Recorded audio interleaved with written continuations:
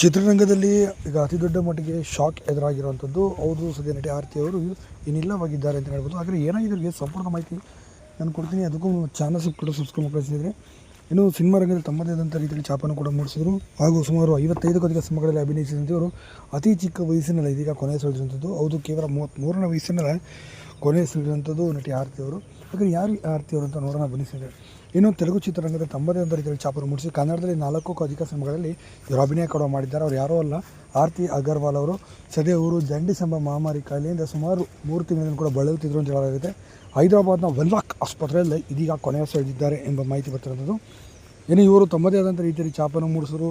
ಒಳ್ಳೆಯ ತುಂಬಾ ಹಾಟ್ ಮತ್ತು ಬೋಲ್ಡ್ ಪಾತ್ರಗಳಲ್ಲಿ ತುಂಬ ಸಕ್ರಿಯವಾಗಿ ಕೂಡ ಮಾಡ್ತಿದ್ರು. ಯಾವುದೇ ಮುಜುಗರವಿಲ್ಲದೆ ನಟರೊಂದಿಗೆ ಸ್ಕ್ರೀನ್ ಶೇರ್ ಕೂಡ ಮಾಡ್ತಿದ್ರು. ಅಂಥ ಪಾತ್ರಗಳಲ್ಲೂ ಕೂಡ ಇಂಥ ಅದ್ಭುತವಾದಂಥ ಆರತಿ ಅಗರ್ವಾಲ್ ಅವರು ಇತ್ತೀಚೆಗೆ 5 ವರ್ಷಗಳ ಹಿಂದೆ ತಾನೇ ಮದುವೆನೂ ಸಾಗಿದ್ದು. ಮದುವೆ ಆಗಿದ್ದು ಕೂಡ ಬೇಡಿಕೆಯನ್ನು ಕಡಿಮೆ ಆಗಿರಲಿಲ್ಲ.